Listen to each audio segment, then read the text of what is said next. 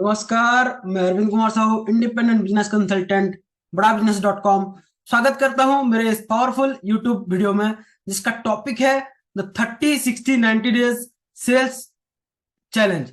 जिसमें हम लोग देखेंगे कि इस फ्रेमवर्क में हम कैसे टॉप सेल्समैन बन सकते हैं। दोस्तों, पहला मैं एक स्टोरी बताने जा रहा हूं, ठीक है। जैसे एक लड़की शादी करके ना अपने ससुराल जाती है, तो पहले जो है वो पहला जो पहले घर उसका ससुराल जब जाती है, वो पहले देखती है कि उसका घर में कितने आदमी हैं, कितने बंदे हैं, ठीक है। उस हिसाब से उसको मैनेज करना पड़ता है, ठीक है। तो वैसे ही एक सेल्समैन जब कोई भी कंपनी में जुड़ता है ना, तो उसको भी टाइम लगता है कुछ भी करने के लिए, ठीक है। Learn from the mistakes of others. You can't live long enough to make them yourself. Alan Roosevelt Eleanor Roosevelt बोलते हैं कि आप दूसरों की गलती से ना सीखिए और उस गलती को अपना लाइफ में मत दोहराइए, ठीक है। पहला जो है पहला जो देखेंगे हम लोग, the first phase of the 30 days, that is learning. इस फेज में हम लोग देखते हैं पहला जो है, आपको इस 30 डेज में आपको अपना ऑनबोर्डिंग और ट्रेनिंग कंप्लीट करना पड़ेगा, ठीक है। और उसमें जो है आपका कंपनी का गोल क्या है, मिशन क्या है, विजन क्या है, वो किस लिए कंपनी बना है, उसके बारे में आपको देखना है, ठीक है। नेक्स्ट है आपका कंपनी का जो भी प्रोडक्ट है, सर्विस है, उसके बारे में डिटेल्स आपको जानना पड़ेगा, ठीक है। नेक्स्ट वन इज आपको आपका टारगेट कस्टमर कौन, आपका एक्चुअल कस्टमर है। सबको आपका सब आपका कस्टमर बन नहीं सकते, ठीक है। आपको हर किसी को अपना एक फ्रेमवर्क बनाना पड़ेगा कि आपका कस्टमर कौन है, ठीक है। आपका टारगेट कस्टमर के हिसाब से आपको अपना प्रोडक्ट पीस करना है, ठीक है। नेक्स्ट वन इज आपको देखना है कि आपका रोल क्या है, क्या, और आपको कंपनी में किस लिए अपॉइंट किया गया है, उसके बारे में आपको जानना पड़ेगा, ठीक है। नेक्स्ट वन इज आपको हर एक वीक में एक आपको डिस्कस करना पड़ेगा अपना रीजनल मैनेजर के साथ कि आपका कितना प्रोग्रेस हो रहा है, ठीक है। और वैसे ही काम करते रहना है।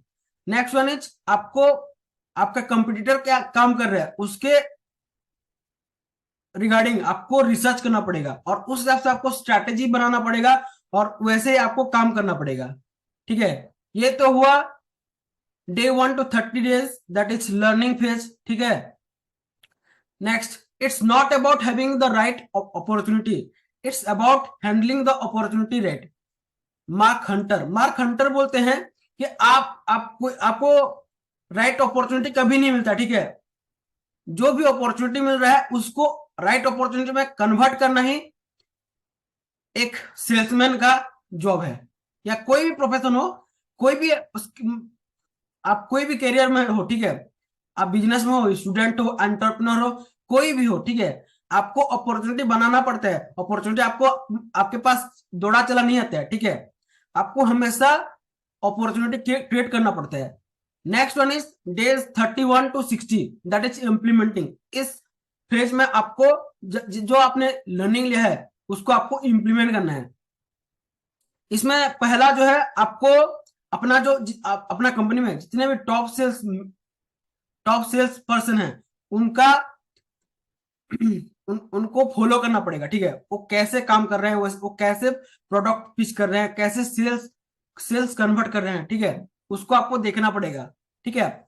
इस 30 दिन के अंदर अंदर आपको अपना प्रोस्पेक्ट के साथ इंटरेक्ट करना पड़ेगा, उनका प्रॉब्लम को आइडेंटिफाई करना पड़ेगा और राइट सॉल्यूशन पिच करना पड़ेगा, ठीक है।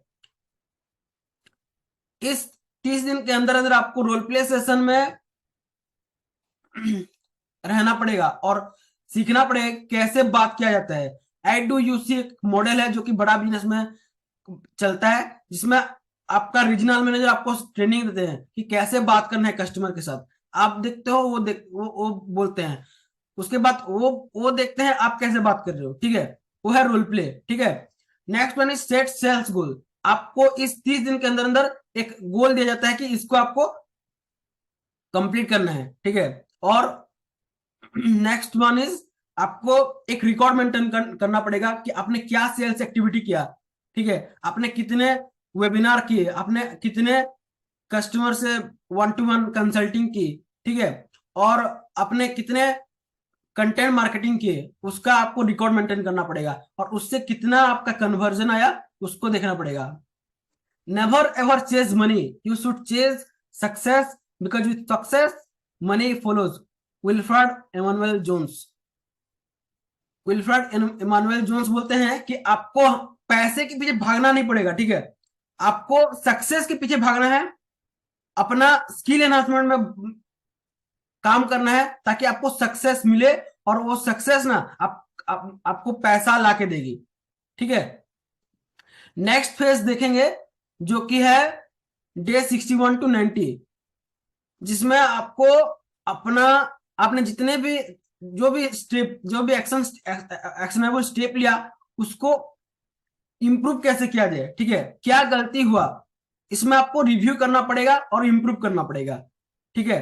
पहले देखते हैं आपने जितने भी रिकॉर्ड मेंटेन किए थे, ठीक है, आपने जितने भी जर्नल या रिकॉर्ड किए थे उसको देखना पड़ेगा, और उसमें से आपको आइडेंटिफाई करना पड़ेगा कि आपको किस एरिया में आपको इंप्रूवमेंट करना है, ठीक है। अगर कुछ इंप्रूवमेंट करना है तो आपको नया स्ट्रेटेजी, नए टेक्निक, नए फ्रेमवर्क अप्लाई करके आपको अपने आप को इंप्रूव करना है, ठीक है। आपको डेली आपको एक शेड्यूल बनाना पड़ेगा कि आपको कंपनी का ऑपरेशन क्या क्या करना है, ठीक है, और डेडिकेटली काम करना पड़ेगा।